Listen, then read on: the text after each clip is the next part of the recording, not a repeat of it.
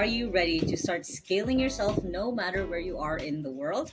This is the Scale You podcast, where in season two, we are going ahead and discovering the different types of digital nomad lifestyles that you can live, whether you are doing it for work or for your own business, or you're just doing it as a lifestyle that you want to have later on in life. I have interviewed a lot of amazing people so far, and I'm super excited for the interview that we have today, and essentially going into how they started in the digital nomad journey, where they're at now, and where they also want to go. So if you're ready to ditch the grind, let's go ahead and scale you. Known as the king of nomads, Dean Kuchel has been working remotely from over 100 countries around the world before digital nomad was even a thought or a term. Over the last 10 years, he has empowered thousands of people to choose a life of freedom by founding the Digital Nomads Israel, his captivating keynotes, government and business collaborations, advocacy, and mentorship. From the peaks of the mountains to the lush of the rainforests, Dean has seen the world's most beautiful sights. But what gets him up in the morning is not beaches or sunsets, it's connection. He's on a mission to build and strengthen communities through remote work. He is a firm believer in the future of work revolving around a borderless world, and rejects the notion that one must wait until retirement to enjoy life. He is working tirelessly at all impact levels to shift the remote work from future of work to a reality in present day for individuals around the world. So guys, please help me welcome our guest for today, Dean. Hey Dean, how are you? Amazing. So happy to be here finally. Well, since this is very much digital nomad themed, where are you at in the world? I'm in Bali, Indonesia. It's where I now tend to spend a bigger part of the year. Got it. You've kind of totally fallen in love with Bali then? I fell in love with Bali, not just the place and the culture. Of course, the Balinese are super nice, of the nicest people on earth, in my opinion. It's a beautiful island, but it's an amazing setup for entrepreneurs and an opportunity to meet like-minded people, very strong community, a lot of events, a lot of people to spearhead ideas with. So I really feel that I'm at my best here. But like anyone who lives or lived in Bali before will tell you, like you can only live in Bali so long. After a few months, you need to take a break. It can be intense, but Oh, it is an amazing place to. We talk about scaling, so it's a good place to come scale your business because I find here so many like-minded people. You go to a co-working space and everybody's like so focused, so helpful, and that's part reason why I found myself stuck in this beautiful place. Yeah, well, second in the best way. So, I do want to ask you more about a lot of like entrepreneurship stuff, but I do want to start with your story of like who were you before you started your digital nomad journey? Wow, a lot changed. I'm 42 now. I started my digital nomad journey at 32, so it's a little bit over 10 years now, actually. And like many things in life, the whole digital nomad lifestyle just happened to me. I always loved to travel since very young age. My mom is a tour guide leader, so it's a little bit of embedded in my DNA. But I was working for large companies, corporates, governments. I was part of large organizations like 10, 20,000 employees worldwide. I was doing a lot of customer success, a lot of the business side. And I did this for 10 years, various jobs. I was working as system administrator. That was like the old DevOps. I was writing code a long time ago as well. But I always like very corporate. I had this tendency to go with the large companies, and it was good. Actually, life was good. I had good money, good titles, good jobs. I worked with brilliant products, and I had very good clients. I did, however, at some point wanted to switch over from talking to computers and machines to talking to people and working with people every day. And that's what brought me to do the customer success over time. But I was having the normal 9 to 5, or it was like more 10 to 7 lifestyle with some traffic, having a dinner with friends, go to the movies. It was not bad. I was actually looking to maintain it because growing up, I'm originally from Israel. growing up in Israel and growing up in the 80s and 90s, this idea of remote work didn't exist. Like the True. dream, if you want to say, was, oh, I will work as a flight attendant, or I will go work for one of the hotel chains around the world and they will fly me around. Mhm. That was the only way to, like, if you want to, like, travel the world while you work. And Mhm. then 10 years ago, I found a job in San Francisco for a small startup company. And I Mhm. said yes to it because I say yes to many things in life, and we can talk about a little bit of the changes, because it's not just the lifestyle, but it's me starting to say yes to anything and everything, which was a Mhm. major shift in my mindset, that brought me to San Francisco. And unintentionally, I found myself working remotely because my work permit got postponed. There were some problems with the process. The embassies were closed. So instead of me getting the visa 3 or 4 weeks into my work, it took 6 months. Mhm. And during the 6 months, my company told me, Wow. you need to go work remote. So I started to work remote, been to like 5, 6 countries, went to Taiwan, to Spain, went to Japan, sometime in Europe with friends. And by the time my visa was finally approved, I was so hooked on this lifestyle that I knew, Mhm. okay, this is how I want to live my life for now. And talking to my boss, telling him, hey, I'm not coming back to the office. Like, Mhm. forget it. This is not I've, my life. yes, um, Mhm. and he said something beautiful that I remember to the day. It was very simple. It's like, you earned it. Like, you Oh. proved that you can work from anywhere, and location means nothing in terms of your performance. And that's how my digital nomad journey started. Okay, but that's only the tip of the iceberg, if you'd say, Yeah. like, Mhm. there's so much happened since. Well, I remember when I watched your talk. I remember this very core memory of that was the first talk I think that I watched for Digital Nomad Fest. I remember sprinting down the street because I got the wrong stage, and I'm like, "Oh, Dean's that way." So I Thank remember you. a lot, especially the ending where, of course, there's the amazing standing ovation. So walk me through of how you kind of got there. You said that there's just the tip of the iceberg, the very top of it. Walk me through the rest of that, because I know since then you've had your community that you've kind of really grown up. Basically, you've kind of become this, quote unquote, king of digital nomads. Walk me through what that transition was like. Like Oh, what wow. made it such a massive movement for you? Wow, it can fill books, and I should probably write books at You some should point about probably, this. And really, my journey, as I said, it's 10 years now. I'm not going to stop. Maybe the pace has changed. During these 10 years, I've traveled to more than 100 countries. I wow. took about 30, 40 flights a year. I met thousands of amazing people around the world. And that's probably the biggest gift of this lifestyle, the Mhm. opportunities to meet people, not just to see places. Um, but at first, yeah, I started to travel. Say, okay, fun, let's travel, see the world, and Mhm. it was really very much about myself. Like, I want to travel for myself. I share on Instagram. Look at me, I travel the world. I'm so cool, and it was beautiful. And after some Mhm. time, as I was more out and about, someone noticed and say, hey, would you like to come and give a talk about it? I was like, yes, because I say yes to everything and anything in life, be it give me a talk or hike an active volcano or go for a dive or try a flamenco music class. Um, and I gave a talk, and this talk became a series of talks and more invites. And all of a sudden, I'm not Mhm. just Dean, the customer success manager, but I'm also Dean, the digital nomad, and Dean, public speaker. Mhm.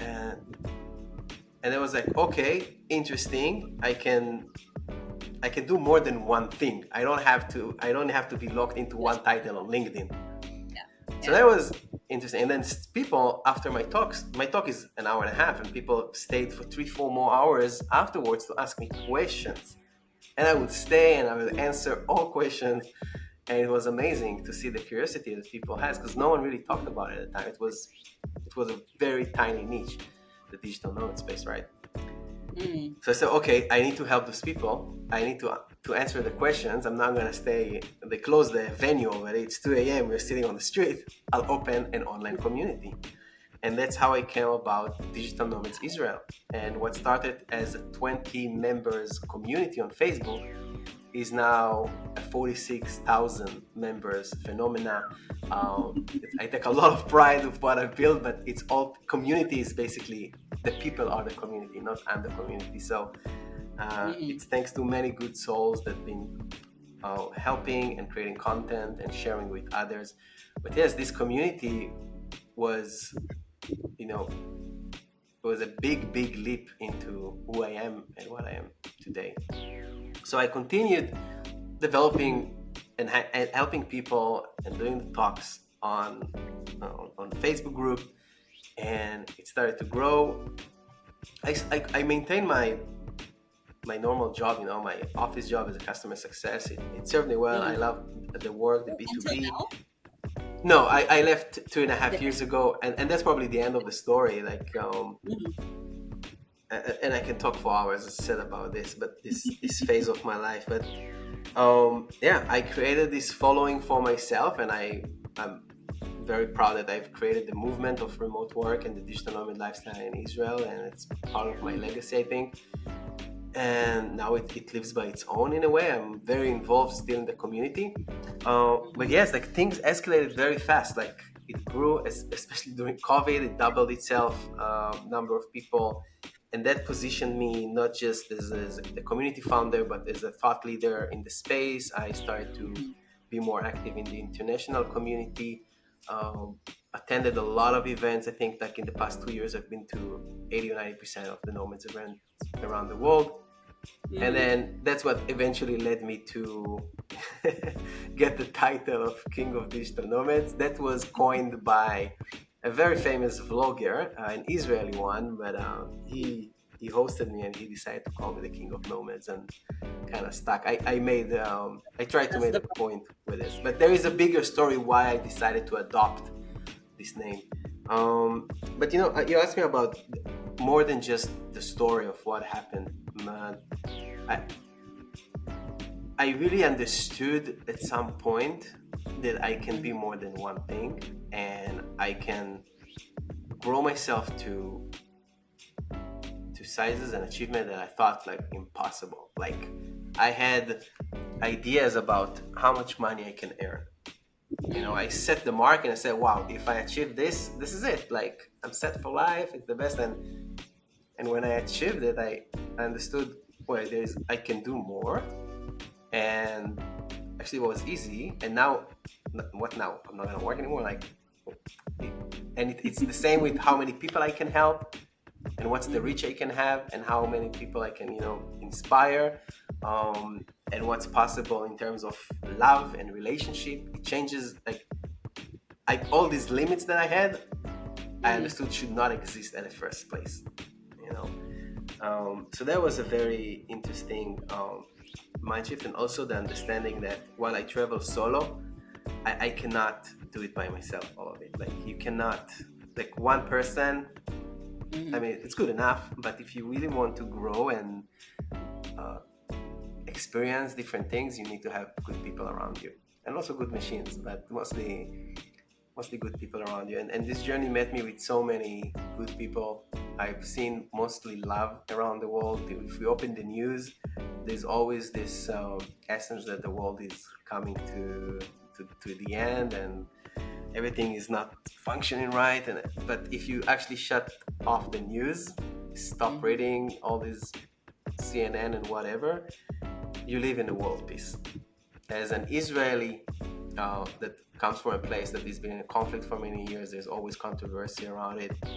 I was always told that it's very dangerous and everybody hates you and don't go there and don't do this. And even not just because I'm Israeli, don't go to Mexico, it's dangerous. The cartel, don't go to Colombia, it's dangerous. The drugs, like these are some actually those most dangerous places that people told me about are some of the places I love the most and would want to spend the rest of my life in. So it's many small lessons throughout this, about people, about limits, about love, about people, like the peace that we all have in us and that we're willing to share. It's like, wow, I can expand on each and one of them here.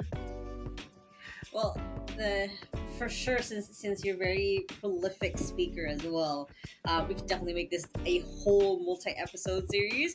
But of course, I like I said at the beginning, like I really want to focus on a lot on your story of kind of hopefully having people see what other types of lifestyles there are, because I can imagine that I was gonna tease you earlier, like, so you were one of the very first travel influencers then, and that's of course that's all that we see is like, oh, this person's this place now or that place, but we don't see a lot of the actual true stories of what goes into living a digital nomad lifestyle. So I do want to ask then, what has been like the challenges you talked about a little bit of just kind of the, solo traveling isn't the best. It's great to create a community around yourself.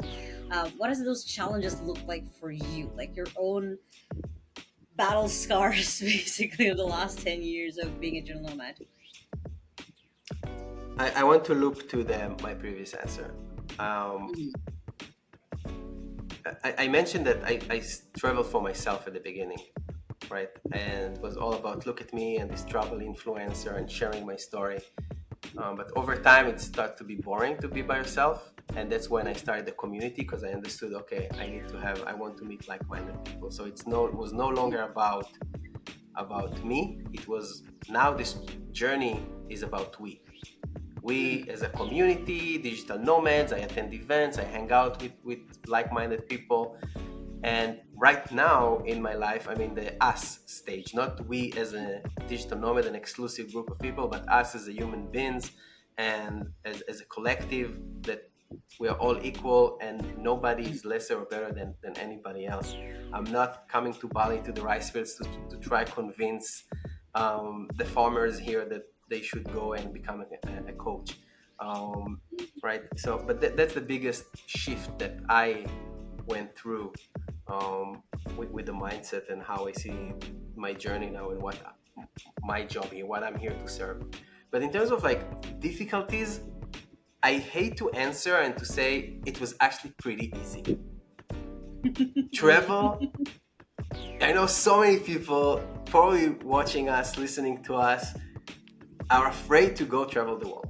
Like there is this essence that is dangerous, but I found it to be the easiest part. It's just logistics, and after you do it once or twice, you already know how to. If you got around one airport, you'll find your way around any other airport. The world is so connected. There's internet everywhere. Million of people who will be happy to help you. And yes, like I always remind myself that I'm not a pet finder. Yes, I did a lot, but I'm not a pioneer in this space. I didn't invent travel, remote work. I didn't invent anything.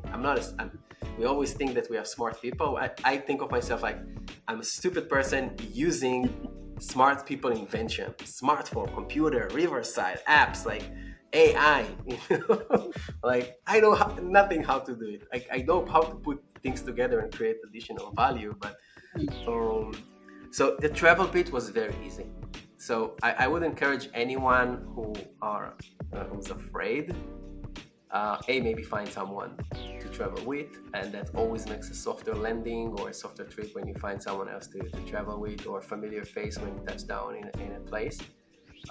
But it's really the easiest part. Like I've been to Tonga and Samoa, and I've been to New Zealand and Chile and Argentina. I've been to Moldova and South Africa, and I only received love and help, and people were happy that I come explore the country and learn about the culture. So I would encourage anyone, the biggest gift in life is to travel, not business and not work and anything like this, like relations with people and exploring this world is. Challenges were a little bit loneliness here and there. On bad days, when something doesn't work in business, when the relationship with my girlfriend at the time was not working well, then you need someone to speak with, and they're on a different time zone, or you just, it's not the right time. So all of a sudden you don't have someone to lean on or cry to.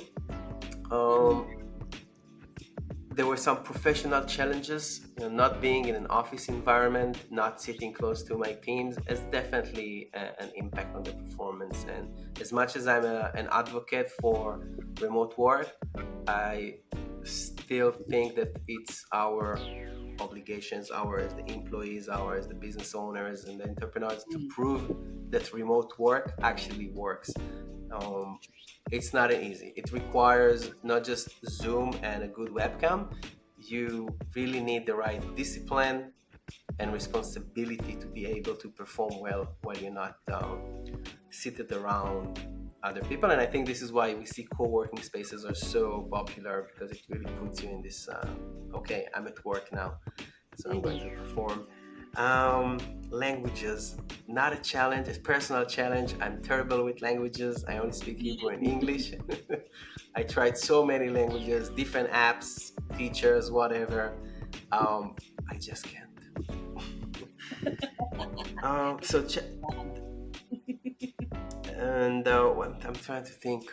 Relationships, absolutely, like intimate relationship, love, uh, building a long-lasting relationship, being a challenge. I tried long distance, and I tried semi-travel together, and I tried two digital nomads, and each has its own challenges, right? Like long distance, it's long distance. You don't spend enough time together, and if you're two digital nomad souls, it means that you both are very free to choose where to go. This high level of freedom.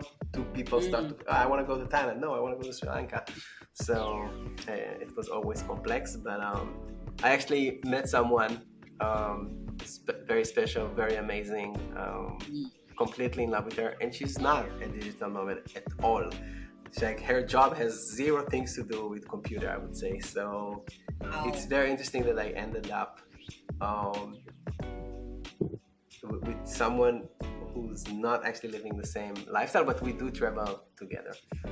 So yeah, that's been a challenge. Of course, I don't see my nephews grow, and the one sacrifice I made is to not spend enough time with my parents and my family, and that's a painful one.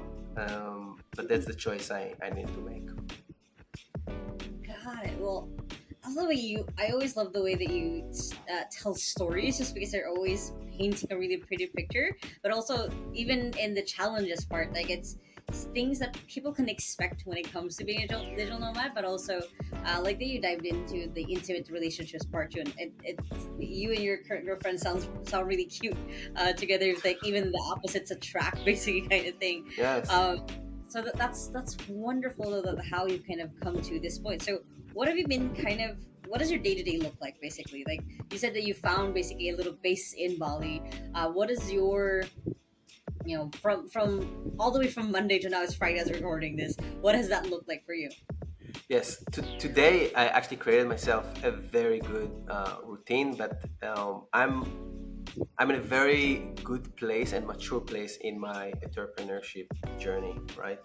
So today I wake up, I would go to the gym or go play paddle, which is a sport I picked up 7-8 months ago, and I'm completely addicted to right now. It's super popular here in Bali.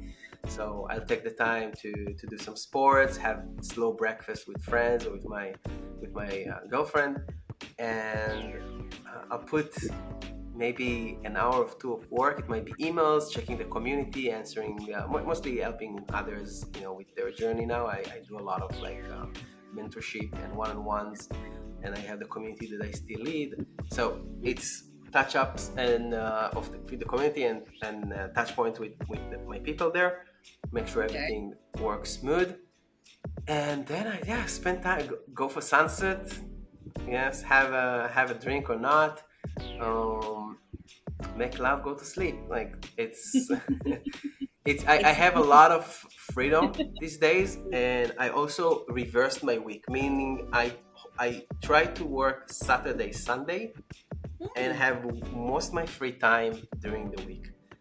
So Sunday and Saturday, I love to sit on my computer. Sometimes even 8 hours if I need to create something, build something. This is where I like to spend more of my time. I've traveled again a lot with my my girlfriend now, and actually it was very nice to, for once, not to be the one controlling the pace. So I used to travel and Mm. like, hey, take the lead. I follow you. We go wherever you want, whenever you want. And as an entrepreneur, I went through very stressful phases.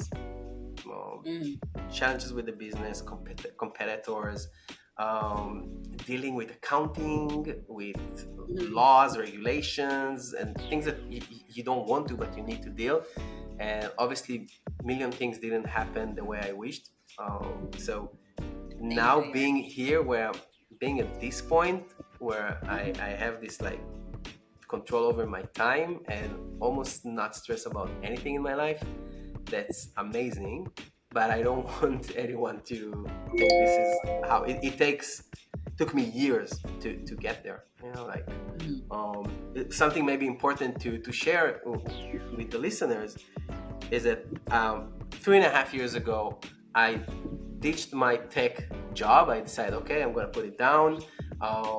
Left my last job and decided to not look for anything new in the tech and just to focus on helping others with their financial journey, to become financially free, to help people Mm. become location independent and grow the community.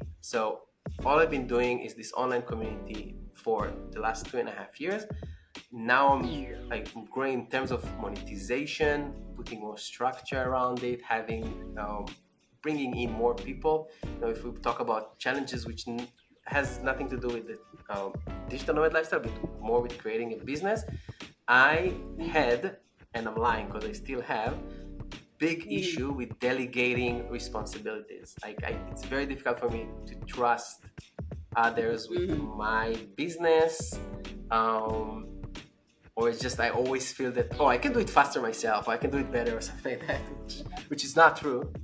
But these are changes. Mm. But yeah, but I just wanted to say that for the last 2.5, 3 years, all I do is this, just the online. It has a lot of benefits to it, um, Mm. but also it's scary at times. That's very, very true. Well, thank you for sharing that bit. And like, of course, my tingly senses are like, oh, delegation. I can talk to you about that. But anyway, we'll talk Well, about we that can talk more about later. it. Yeah. It's also a consultation call because it will be very helpful. We can definitely set that up. We But can let's. actually set up a Mm, consultation call and make it as an episode so people can hear firsthand about business challenges, real life, like have to be the fly on the wall while having this and call. on the reality of it. That's true. That's true. No, Or we might invite you back for a another season into 𝐶𝐢𝐠𝐢 where we talk about more about starting your own business, diving into that. That might be what will happen. So then, Dean, you've shared a lot of amazing stories. I know your just say yes philosophy as well, and I love it. But if you had to go through and talk to 32-year-old Dean, as maybe you haven't already discovered the digital nomad lifestyle yet, or you're just on the edge of it, what would be a piece of advice that you would give to that Dean? um, don't play it safe. Yeah, That's a good one. I was all the time waiting for the safety net. Wait, I will save a little bit more money, or I need to feel more sure of my job. That they're not gonna cut me at some point.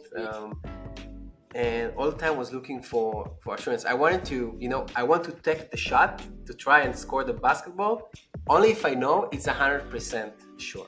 I will not invest in a property if I don't know for 100% it's a good investment. And I will Mm-hmm. not start a business because I had so many business ideas. And Mm-hmm. Israelis are naturally very entrepreneurial. It's very common for Israelis to start businesses, and it's a startup nation for a reason. But I was like, yes, I have this idea. I will do it. But first, let me be sure. So don't wait for the safety net because of course, I'm saying it now, 10 years after, and I was definitely not the same Mm-hmm. person I am now. And I see it with so many other souls that I meet. People are waiting. People are waiting Sure. for their right time in the market for the next crash so they can edge the market. They're waiting for the real estate market to change. They're waiting for some peace in the Middle East. They're waiting for the perfect person to show up in their life. Stop waiting. Like anything external, you have zero control over. It's probably not gonna happen the way you hope so. And that was the biggest lesson for me, to stop waiting for those safety nets and assurance and some person that will come and save my life. And when I started to do things for myself, things started to move fast. And it means to take control over my lifestyle. It means that I change. I got another citizenship. I got a different residency. I had to set up a business overseas, which completely changed my life for the better. I decided to like take matter into my hands. And also a good example is my girlfriend, who I met on Instagram. Like I saw someone, I like her, I liked her travels and everything. I just texted her, So this is part of the say yes of like, just try, just do it. Like, of course, it's not that I don't calculate for any risk, but you only fail if you try, and even that you only fail if you didn't try. If you try, there is no failure. If you tried, you already succeeded. And this is why when VCs and angel investors looking to invest in a startup, and I also do investment, we don't invest in just the idea. I want to invest in someone who failed before, who tasted this very sour taste of a failure, and said like, okay, let me just brush off this dust and move on to my next idea. And I will say one more thing to this 32 years old Dean. Be kind to everyone around you. I've always been a very nice person. I don't have a lot of haters in my life. I just turn my back and go away from problems in general. I'm not a person who will stay and argue and fight. It's like, you know what, like, I'm out of here. This kind of this is my style of dealing with problems. Anyway, but I can speak here for hours and praise myself and financial freedom, entrepreneurship, and everything I've done in 100 countries and whatever. But and I made a lot happen for myself. But everything, literally everything, is thanks to the people around me. The idea to open a community came from someone. The idea to focus on the Israeli audience came from someone, a guy I met in a co-work in Bulgaria. We met for one day in this co-working. We had lunch. We sat next to the water fountain outside, and he gave me this advice, and it completely changed my life.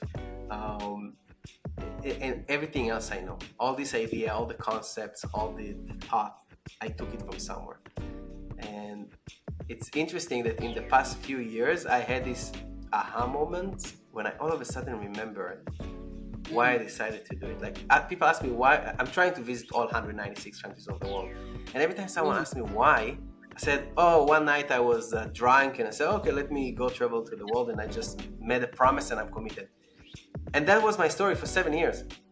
And then I remembered one night, someone asked me, I was in Fiji, and someone in the hostel asked me why, and all of a sudden I remember why. 15 years before, in 2007, I was in Puerto Rico, and I met a young guy who was 32 at the time. And we met at a bar through a traveler's forum at the time. It was like, again, 2007.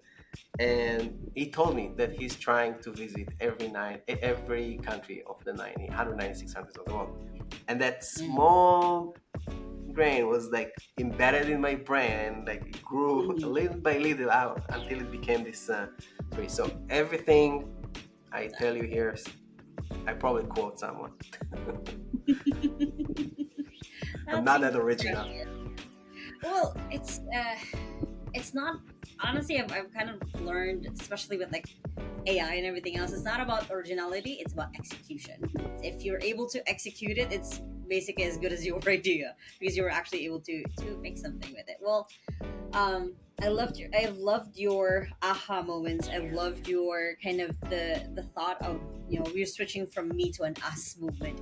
But if we wanted to go back of, like, if we created, let's say we perfected cloning, and there's a second dean, a third dean, 300 deans, a whole army of deans, how would you want to change the world? Um,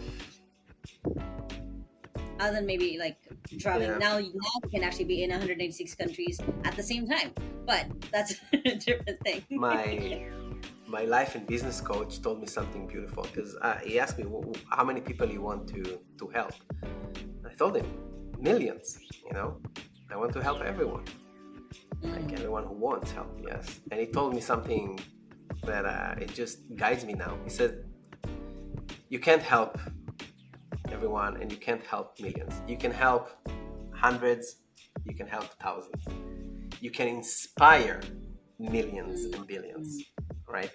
So if I had 300 deans, maybe I would have been able to help more people, right? Yeah. Because now I have 300 me working and being able to inspire and help others and support them on their journey. So Mhm. that will be one thing business wise. And the feedback I get from people I work with is not you help me to grow my business or I doubled your business, etc. But it's more you changed my life and I'm just a better person and I'm happier now and I have a plan and I know where all of this is going. Mm. So if I could have this impact and help more people, that would be amazing. And then the other 300 people, if I had probably post 300 selfies of myself every day. I don't take selfies, it's a lie. Right. You won't find one on my social media. It's also a lie. But I would if I could have the impact of 300 or 3,000 or 300,000 of what I'm capable to do by myself, it's this almost cliche of world peace, of end racism, Mm. but I I told you how much beauty I see in this world and how much love I get everywhere I go, but there's also some hate that I hear and see here and there, and a lot of it is not coming from honest place. I mean, we have ideas on other people that we never met before. You know, True. we hate this, they hate that, we hate that. It's like why we even use it, and we judge people on their culture, on their language, on their skin color, and for me, it's like I want the opposite. The world is going now in a way that I'm not happy about, where we're trying to kind of normalize everything into terms like don't say black person, say Yeah. call it like different, don't say gay, don't say Jewish, don't like we Mm. try to make names but I believe and I wish they will just see it as what it is and Mm-hmm. celebrate it. Are you Muslim? Beautiful. I love your culture. Amazing food. Beautiful language. Let's celebrate our differences. Oh, you eat kosher, you eat halal, amazing. That's great. Like Mm. you want to do an abortion, I don't. That's beautiful, all good. You want to Yeah. marry a man, you want to marry a woman, fantastic. Do whatever you want and let's celebrate these differences. But instead we're trying to, there is this notion that we need to convince the others to live the way we live. So I'm not here to tell anyone become a digital nomad or entrepreneur or scale yourself, but um, be yourself and celebrate it and celebrate others around you. That's what the other, if we can make 300 more things with AI or or other things, that would be great. But yes, like so many, there's not enough time, that's for sure. Time now that I'm in a place where I'm, as I said before, that I changed my week and I now have 5 days of the week that I'm more relaxed and I'm more financially stable, and now I appreciate time in a ways that never before. So now when I think about scaling my business and growing Mm. things for the first time, and actually it's been only the past I think month and a half since we met in Bensko, and just this week I had a few more conversations with um, people in the AI space. Now when I want to scale my business, these are the areas I go. Not me doing it. I want other people helping me. I want AI. I want automations to help me. It took me a long time to understand this. And I'm afraid to play with the idea of what if I did it 2 or 3 years ago, but it doesn't matter. I'm here now. Got it. That's super cool, and that's a beautiful painting, and I love also where you're going. So then for people to follow you, to see you through on your journey, where can they find you? Where's the best way to reach you or to just be inspired by you?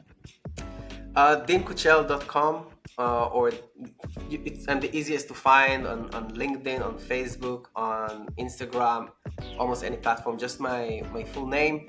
You'll find me. Shoot me a message. Happy to connect. Happy to help.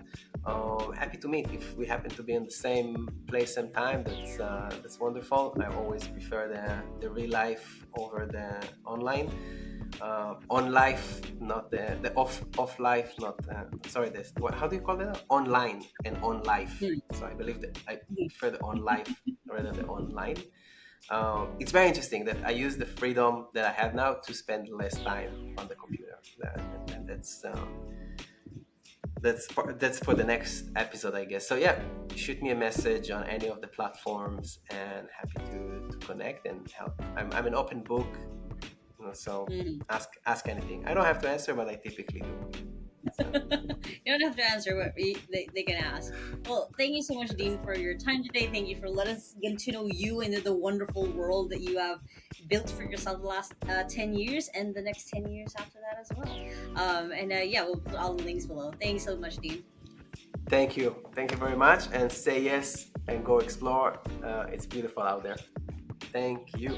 I do hope that you guys enjoyed my interview with Dean. I got a lot of nuggets from it, and I've been doing this as well for a while. He has just such an incredible story. And if you guys go ahead on YouTube and check out other keynote talks that he has done or podcasts, he is incredible. And for sure, you guys are going to get inspired by his story. And of course, if you guys like this video, make sure to hit the thumbs up button right there, wherever you are watching or listening. If you guys can comment below any questions or thoughts you have about this episode. And if you still haven't yet, make sure to hit that subscribe wherever you guys are listening or watching so you don't miss any of our episodes. I hope you guys have a wonderful day. Remember that small steps matters. And I'll see you in the next episode. Bye.